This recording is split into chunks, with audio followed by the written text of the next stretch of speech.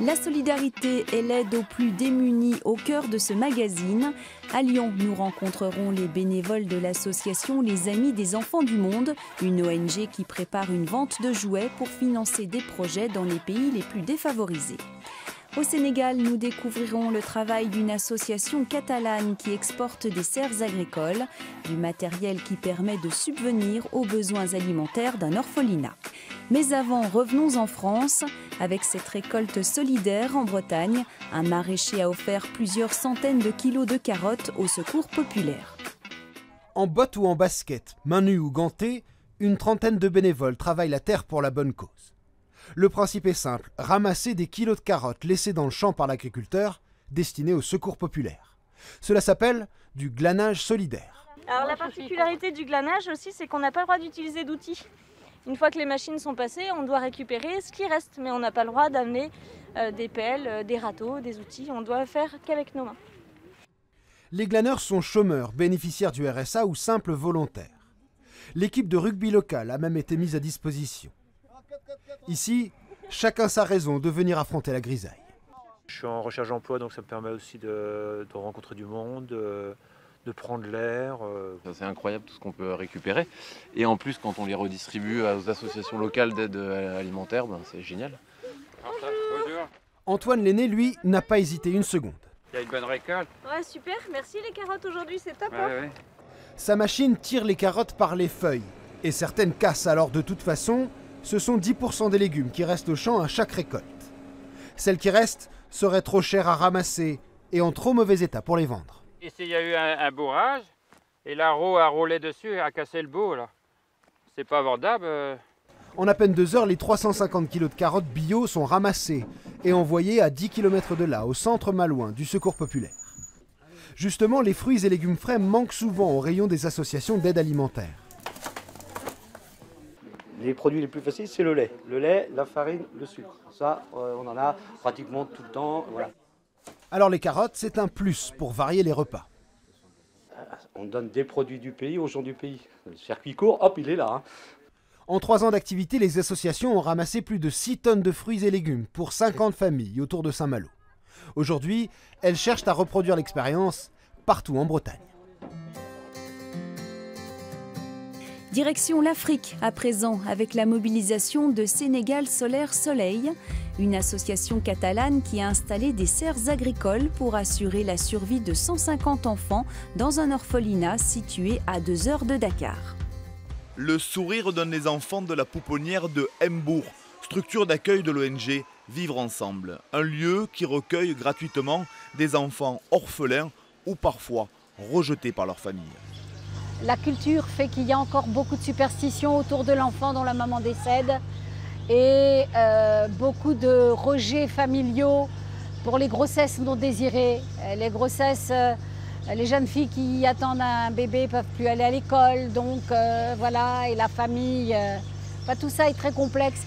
Plus de 150 bouches à nourrir avec des moyens financiers limités. D'où l'idée d'une association du Soleil. Ces serres agricoles ont été démontées en pays catalan pour une deuxième vie, ici même.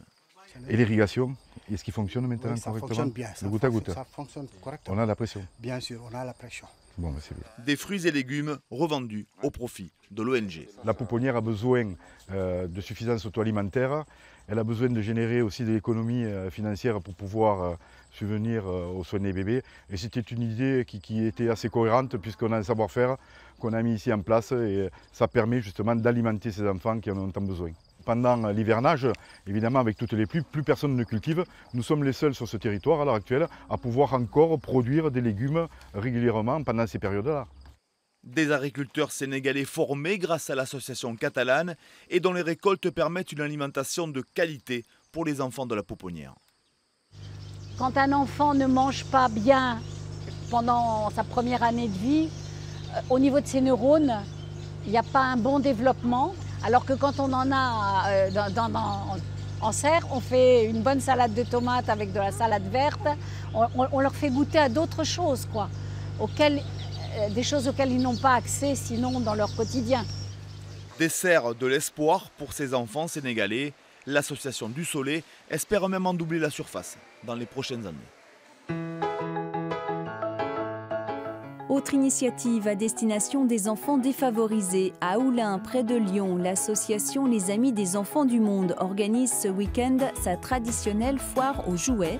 Les fonds récoltés financeront des actions caritatives. Ouais, elle a très peu roulé, mais bon, l'enfant qui l'aura sera bien content. Mais bon, avant, il faut qu'elle soit réparée, quoi. Daniel met ses talents d'électricien à la retraite et sa barbe de Père Noël au service des enfants. Comme lui, la vingtaine de bénévoles lyonnais de l'ONG Les Amis des Enfants du Monde s'activent pour remettre en état des milliers de jouets. Collectés toute l'année auprès de particuliers et d'associations, tous ces joujoux passent par leurs mains expertes. Triés, nettoyés, réparés, reconditionnés, les jeux finissent complets et en état de marche. Alors ici c'est la pièce où l'on rassemble tous les éléments qui nous servent pas dans l'immédiat, tout ce qui ne peut pas être revendu en l'état, les pièces qui serviront à compléter d'autres jeux. Les puzzles eux-mêmes sont irréprochables. Pour vérifier qu'il soit complet, on ne se contente pas de compter les pièces, on fait le puzzle pour vérifier que toutes les pièces soient en bon état. On donne par exemple des puzzles dans des maisons de retraite, des personnes font le puzzle pour leur plus grand plaisir et nous le récupérons ensuite avec la garantie qu'il soit complet. Tout sera vendu lors d'une foire annuelle. Le week-end prochain à Oulin, la 34e édition devrait attirer quelques 1500 visiteurs. De quoi participer au financement d'actions caritatives dans 13 pays du monde, des projets éducatifs au sens large. C'est permettre aux enfants d'aller à l'école, mais aller à l'école, c'est aussi avoir un repas à midi, un repas équilibré. Il y a plein d'enfants pour qui un repas par jour, c'est quand même pas simple. Payer l'uniforme. Parce que des fois, l'école peut être gratuite, mais dans certains pays, il faut un uniforme et les familles ne peuvent pas se payer un uniforme. Aider les enfants là-bas en faisant plaisir aux enfants d'ici, c'est déjà Noël. D'accord. Et à l'envers, vous tournez le fil et puis vous prenez votre maille par en dessous. Et pour terminer, à Nice, ces bénévoles tricotent depuis 1 mois et demi des vêtements chauds pour les sans-abri, des bonnets, des écharpes ou encore des gants. Une initiative lancée par Elodie pour apporter un peu de chaleur aux SDF. J'étais assez surprise de l'état de fragilité des femmes qu'il pouvait y avoir dans la rue. Et je pense que des bonnets comme ça peut leur faire du bien, remonter leur estime de soi. Des dizaines d'accessoires ont été fabriqués par ces tricoteuses au grand cœur. Ils seront offerts aux sans-abri les 16 et 17 février.